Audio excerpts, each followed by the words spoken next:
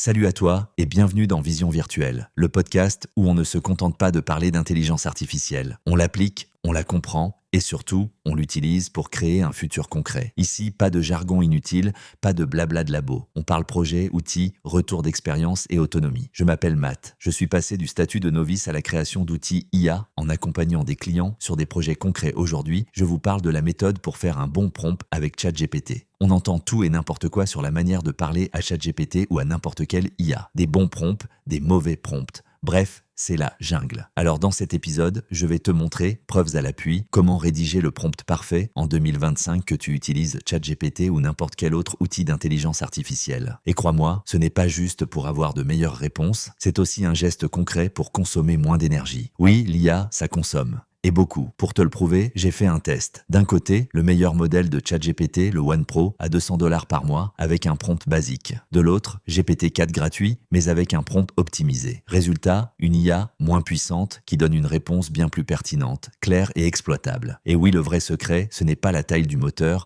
mais la qualité du carburant que tu lui donnes, et ce carburant, c'est ton prompt. Pour comprendre pourquoi, il faut savoir comment une IA traite ta demande. Quand tu écris ton prompt, l'IA le découpe en tokens, les transforme en chiffres, crée un espace vectoriel et calcule mot par mot la réponse la plus probable. Si ton prompt est vague, cet espace est immense. L'IA pioche dans un océan de possibilités et risque de se perdre. Si ton prompt est précis, l'espace se réduit. L'IA va droit au but, plus vite, avec moins d'énergie. Et c'est là que ça devient important. Plus un modèle est gros, plus il consomme. GPT 3.5, c'est environ 180 millions de paramètres. GPT-4, presque 10 fois plus. Chaque requête, c'est de la puissance de calcul et donc de l'électricité. En moyenne, une requête ChatGPT consomme autant que 15 recherches Google. Alors, si tu peux obtenir la même qualité avec un modèle plus léger et un bon prompt, pourquoi gaspiller? Je te partage ma structure, testée des centaines de fois, et si tu veux, tu pourras aussi la retrouver sur mon site internet avec un générateur de prompt LS composé de 7 points. 1. Attribue un rôle à l'IA précis et pertinent. 2. Précise les compétences qu'elle doit mobiliser. 3. Décrit la tâche et son objectif. 4. Indique le format attendu. 5. Ajoute des contraintes et ce que tu ne veux pas. 6. Décrit ton contexte avec précision. 7. Donne un ou plusieurs exemples. Le résultat